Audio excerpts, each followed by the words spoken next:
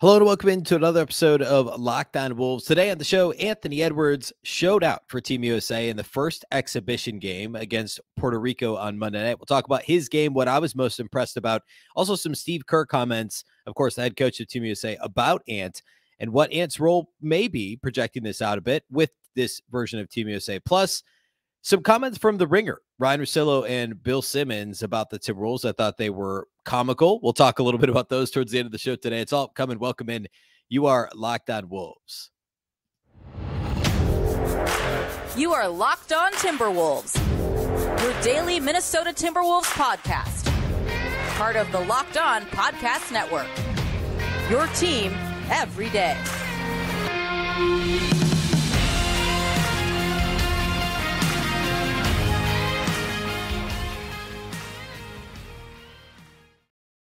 Welcome to the Locked On Wolves podcast, part of the Locked On Podcast Network, your team every day. My name is Ben Beecken. I'm the host of Locked On Wolves. Happy Wednesday, everybody. Happy hump day.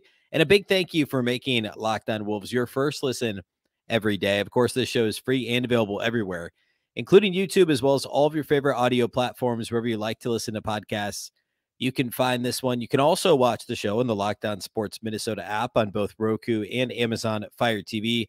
Locked On Wolves, along with all the other Minnesota Locked On podcasts, are available there. More great local sports coverage 24/7, and it's free. Download the Locked On Sports Minnesota app today on Roku and Amazon Fire TV. You can also follow the show on Twitter at Locked On T-Wolves. Again, that's Locked On T-Wolves. Don't forget the T. And also my account, which is at Beecken with 2 B's, 2 E's, C-K-E-N. All right. Going to spend most of the show today talking about Anthony Edwards on the national stage, or I guess really international stage, playing for Team USA on Monday night against Puerto Rico. It's exhibition game number 1, and a pretty lengthy exhibition schedule. They've only had a 2 or 3 day camp leading into the game. Of course, we talked a little on Monday's show. Would he be in the starting lineup? I was guessing he probably would be, and indeed he was. And Team USA actually got out to a little bit of a slow start, which is, again, maybe not surprising given the lack of practice time and also really the lack of practice time would be the biggest thing. Of course, much has been made of this team not having anybody from the last version of the Olympics, the Team USA Olympic team, and then also nobody that's ever made an All-NBA team, no multi-time All-Stars on this team.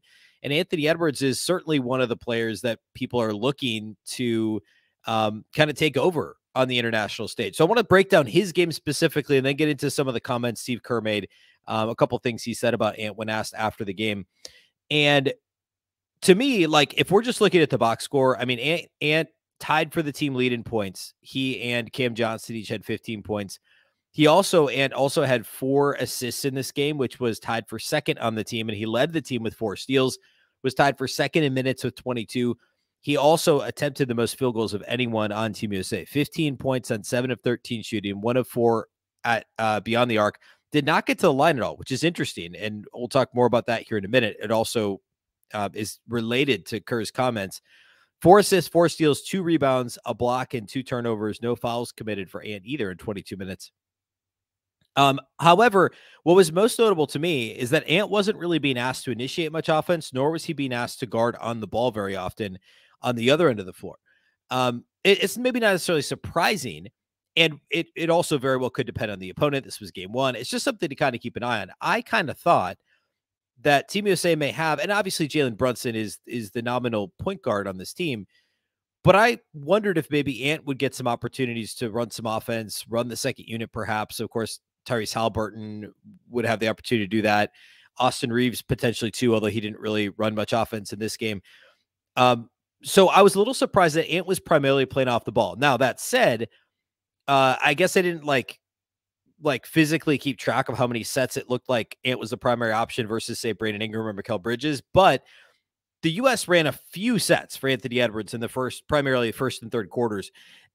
And that, I think, is how he is best used with a team like this most of the time, would be like, hey, we're going to run a play for you, Ant, and if it breaks down, we're going to count on you to create. And that was the most impressive part of Ant's performance in this game, was the creation that he brought to the table. Yes, it was quote unquote only 4 assists. Well, first of all, it was tied for second on the team and the most of anybody in the starting lineup for Team USA. But the quality of passes that Ant had in this game were really impressive. He had 4 assists. 3 of them were kickouts to open three-point shooters, were assists on made three-point shots. One was the behind-the-back pass that he made in transition, which was obviously the best play of the game, or probably the best overall sequence. There were a couple of really impressive block shot sequences, and actually this one was similar in that it started out on the defensive end of the floor. Anthony Edwards, it was perfect. It was a sideline out-of-bounds play from Puerto Rico, and I can't remember. I don't think it was Waters. I can't remember who Ant was guarding, but he was actually guarding the inbounder, followed him around 3 screens, fought through 3 screens. The final pin down, gets through it, and his guy was catching the ball and was going to dump it down to the roller, really down on the baseline. And Ant jumped out, probably thinking he was going to contest the jumper, but what he ended up doing was deflecting a pass. So I'm sure that went down as one of his 4 steals in the game. Deflected the pass, then released down the right sideline, got a pass, release, immediately got the ball back, and then hit the behind-the-back pass to, I don't even remember who it was that dunked it anymore. Maybe Brandon Ingram. But the pass from Ant was impressive.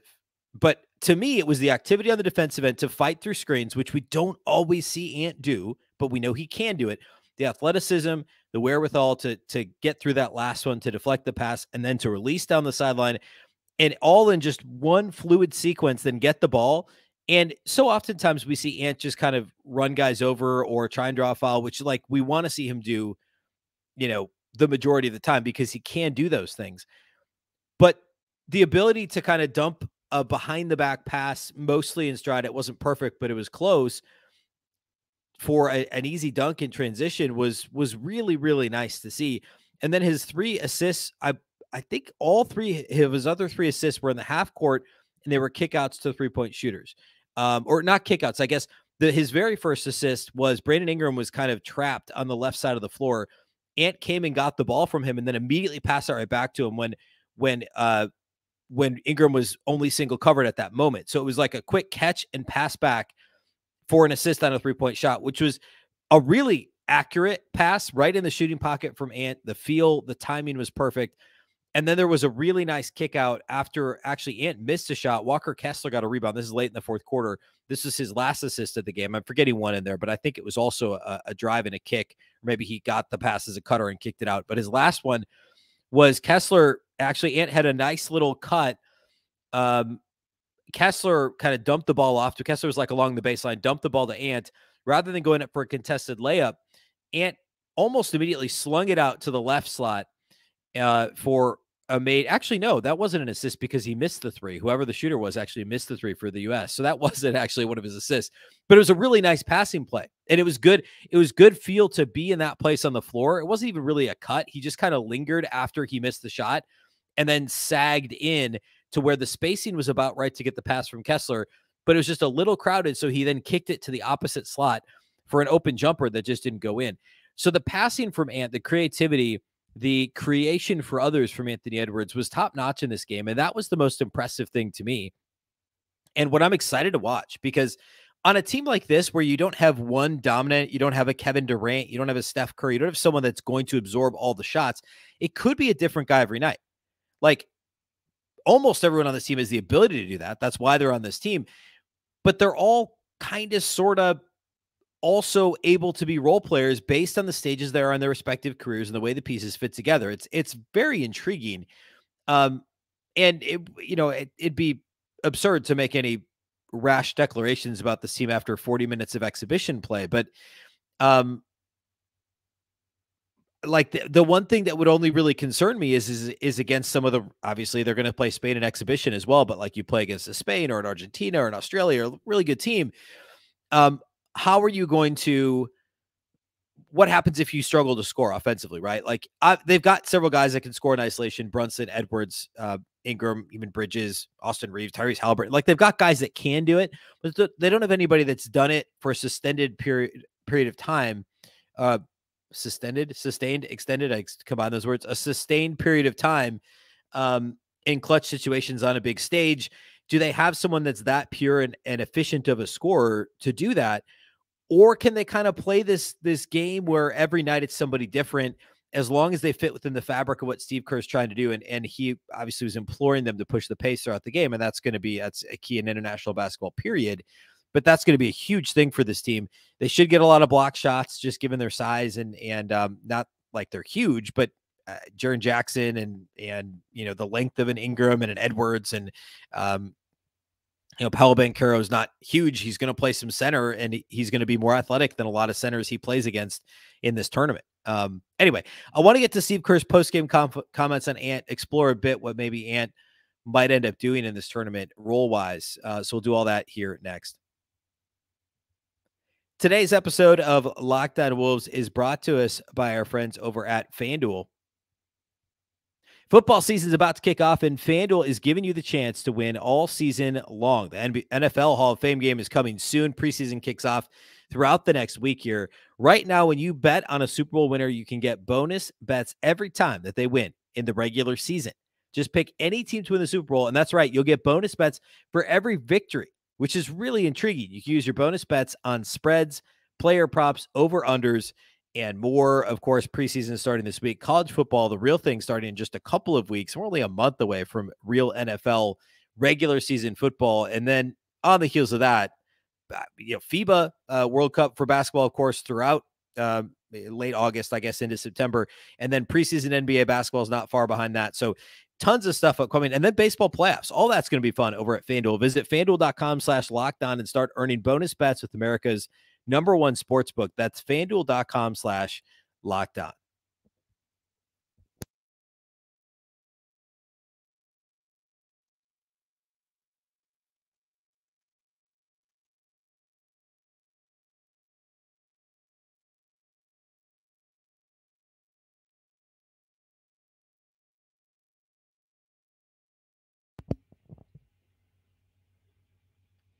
A big thank you once again for making Locked On Wolves your first listen every day. Of course, everydayers, we're going to keep covering FIBA basketball. The next game is actually not until, I think it's Friday night.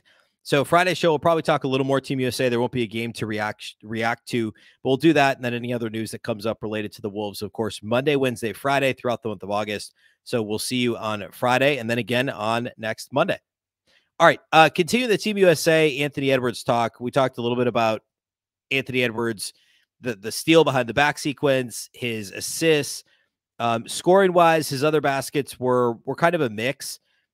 He had one hustle, a dunk off a hustle play, actually lost the ball, but then immediately applied ball pressure in the backcourt, got the ball back and ended up getting a dunk out of it. He had an early dunk in transition that was more just being in the right place at the right time and running the floor and hustling and playing hard, which obviously matters. He had a late three-pointer on a possession where the Team USA, I keep almost saying the Wolves, Team USA ran a play to get Ant the ball, and then he was just kind of patient, got himself an open three. So it was kind of typical Ant, except for the fact he didn't get to the line, which was interesting that he didn't get to the line at all, and maybe not all that surprising. So Steve Kerr made some comments related to Anthony Edwards and his potential role in international play when he was asked about, well, I guess specifically about Ant in this game. And Kerr said, I'm going to read the exact quote. He said, Anthony was great. He fits the FIBA game really well because of his physicality at both ends. He can get through contact. They allow a lot of contact on drives, so he can get through that contact with his strength and then using that same strength defensively, body people up and keep them from penetrating. So I thought he was great, but I thought the whole team played really well, or really played well.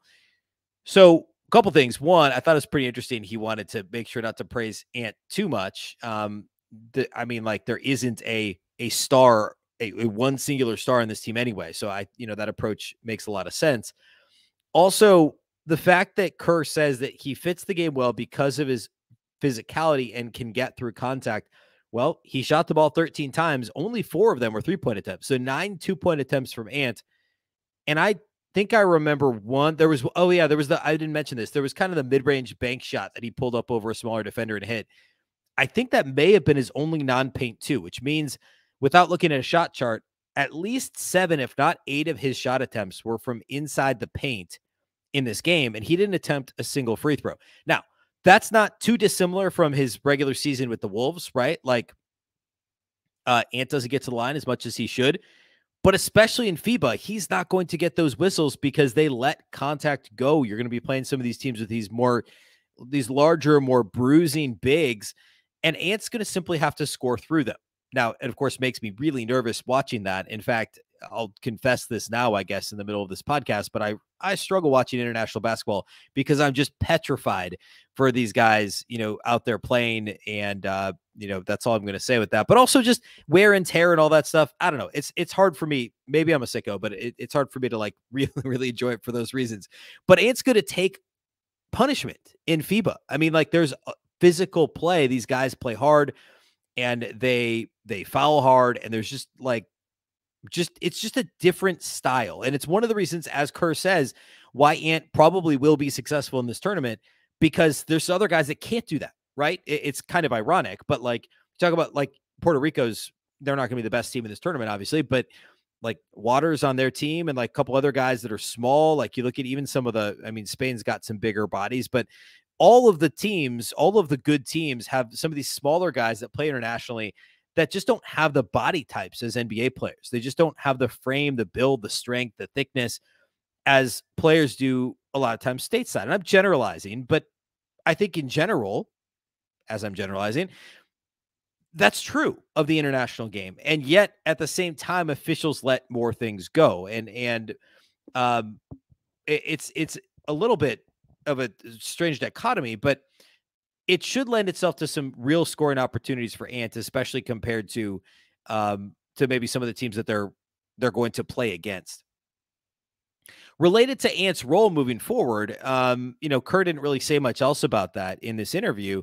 But if you look at the roster, and I mentioned this in the first segment about how there aren't that many guys on this roster that are hey, go get us a bucket at the end of the game.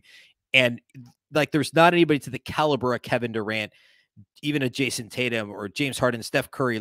Those guys aren't on this roster, but they've got a bunch of guys that can score. I would argue that Anthony Edwards is the best 3-level scorer. And now that's a very specific thing, right? But I would say he's the best 3-level scorer.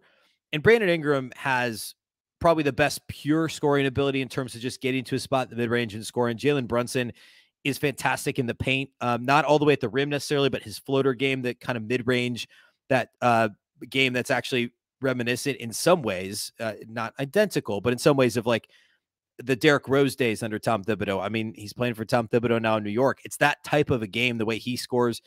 But Anthony Edwards gets the rim more than either of those guys. I mean, you look at last year, Ant shot about 30% of his shot attempts were within 3 feet of the rim. And that's not the case for Brandon Ingram and Jalen Brunson. Ingram, that number was 14% of his shots were within 3 feet of the rim, and Brunson was about 15% of his shots within 3 feet of the rim.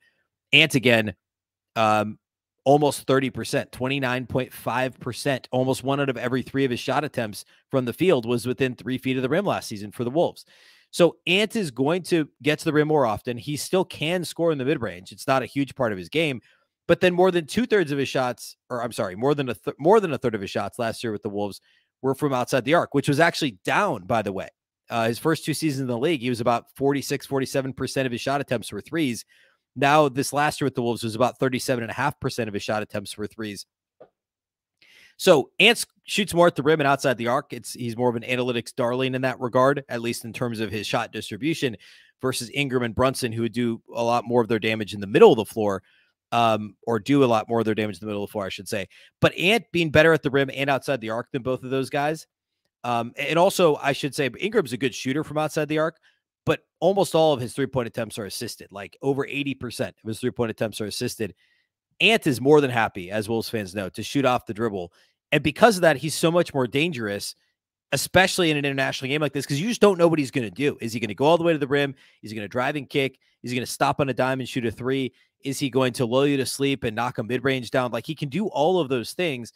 And while Brunson and Ingram are both extremely talented scorers, they are. Ant, I think, has a little bit more I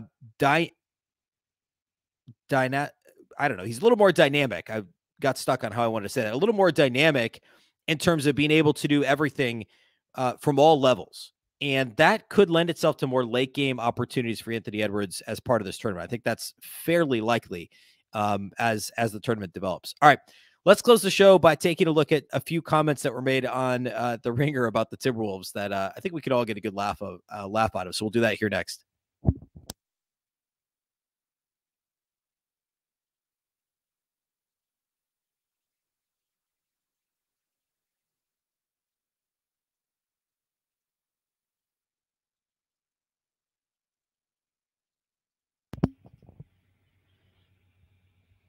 All right, so I will admit I am a fan of a lot of what Bill Simmons does at the Ringer, and I know that's controversial. I think in general he's got fairly good basketball opinions, although I will also say, I think I've said this in the show before, I can't stand the fact he now thinks the Wolves have made the worst trade in the last 25 years, barely 13 months after doing it. But he was saying that a month or a year ago when the Gobert trade happened. I think his Gobert trade takes are a bit over the top, I think we'll say. But in general, I enjoy Bill Simmons. I think he's good at what he does. He understands what that is, right? Like he knows his role, if you will, and I think he's good at it. And I think for the most part, his basketball analysis is decent. So he did an mock expansion draft with Ryan Russillo, who I also really like. Russillo for what did he get? I like Russillo. And so Russillo in the expansion draft decided to select, of course, the way this works is you could protect 8 players. Like each team could protect 8 players, and then both Russillo and Simmons couldn't each take a player from the same team. So only one player could be taken from each of the other 30 teams. Russillo ended up taking Josh Minott. Simmons didn't know who it was, and like at all. And Russillo, I'm guessing Russillo did not know who he was before Summer League, but that's fine. Like, I mean, national guys aren't necessarily expected to know who the 11th guy in every roster is. And that's the thing. I'm not like doing this to call out Simmons for that reason, because I don't know. I mean, any national guy, like surface level national guy, like not like, really in the weeds national people who are supposed to know all the ins and outs of every roster, but like that, or guys that cover individual teams. Like I couldn't tell you necessarily a whole lot about the 10th or 11th guy on some random team in the Eastern Conference last year. I'd like to think I've heard of all of them. And so I guess maybe that's where this is funny, because Simmons says he's didn't even know who he was. But anyway, Russillo knew who he was because of Summer League. So he talked about him being really skinny and having a lot of skills. And then they have a discussion about whether or not the Wolves would protect Rudy Gobert. But the best part about this, which is a fair thing, like I don't know exactly. I mean, I think the deal is in the expansion draft is if you take him, you also get his contract, right? So like an expansion team would be assuming a max contract then in Rudy Gobert. How many teams would? This is actually a really fascinating thing that maybe is an idea for a show later on here at Locked On Wolves, just for fun. Like, how many teams would not protect somebody on a max contract? There'd probably be a couple max guys out there, just to see if the expansion team would take him. Well, the Wolves, I don't think they'd protect Rudy Gobert. Maybe this year they would, but a year from now, maybe they wouldn't.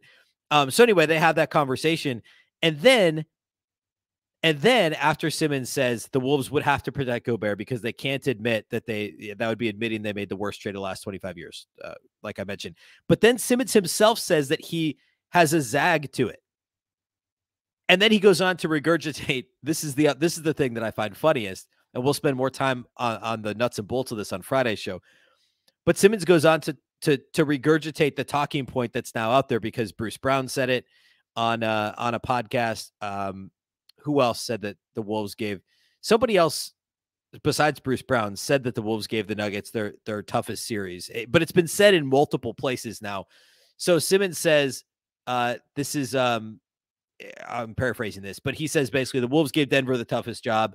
And the big guys gave Jokic a tough time. He had to work harder against them than anyone else. And then he goes on to talk about how if you have to go through Jokic to win the title, you need size. And the Wolves have Gobert, they have Towns, they have Naz Reid. He lumps him in there.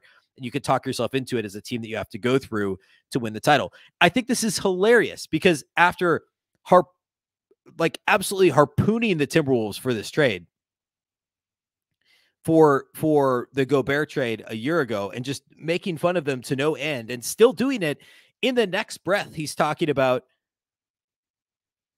how the Wolves may have zigged when everyone was zagging, or zagged when everyone was zigging, or however you want to say it. And it may actually make sense because of who you now have to go through to win the title. Now that Jokic has actually won a title, it becomes that much more attractive, right? The idea becomes like, oh, well, maybe you actually do need bigs to win, because you have to be able to beat a team with the best player in the league who's also a big with bigs. And the Wolves have 3 starting caliber bigs. So it's incredible. And I'm not at all suggesting, and I don't think anyone would say, that Tim Connolly made the Gobert trade specifically because of Nikola Jokic. It's not exactly like Western Conference teams acquiring 3, 4, 7-footers to combat Shaq and play hack-a-Shaq, 20 years ago. I don't think that's the sole reason that Connolly did it, but I think Connolly knew that, like, hey, this is part of it, right? Like, obviously, there's not every team follows that. Not every team has, like, Joel Embiid's not in the Western Conference. You're talking about the other best players in the West. They aren't bigs, right? You're not, like, I don't think it's because of DeAndre Ayton. And now you got Kevin Durant, you got Steph Curry, Dame's still in the West. We'll see. Shai Gilgeous-Alexander, Luka. Like, you're not talking about as many. De'Aaron Fox. I guess you have Sabonis, but it's not like the Wolves did this trade for this reason. But now it could be a reason why people, at least nationally, and at least in the case of Bill Simmons and possibly Ryan Russillo, are saying, hey, maybe this trade isn't so bad, because you have to have somebody to put up against Jokic, and at least the Wolves gave them a fight. And I talked about this before the series in the playoffs, previewing the playoff series last year, is that there are actually things to like about what the Timberwolves did against Denver in the regular season. And of course, we saw that in the playoffs with only the one true blowout. Of course, the Wolves blowing a late lead in a game and being close in the others and only ultimately winning one. But they played really hard against Denver. We actually talked about this on Monday, that the Jokic's game score was the worst against the Wolves in the first round. And there's, of course, other factors too. There's some noise to that. It's not simply just matchup dependent.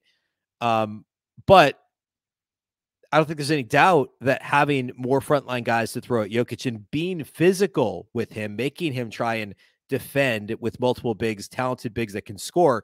I mean, obviously the Lakers have Anthony Davis. I forgot to mention him a minute ago. But they went through Ayton and they went through Anthony Davis and everybody on the way to the title. So, but all that to say, I mean, like, Towns and Gobert gave him as much trouble as anybody else. So I think it's hilarious that Simmons has to call that out in the same breath where he's again lambasting them for making this trade. He then also says, well, maybe it wasn't he doesn't say this. He doesn't say maybe it wasn't such a bad idea, but he does say basically, like, this could end up helping them because they have to get through Denver and you need bigs to do it. It's really funny.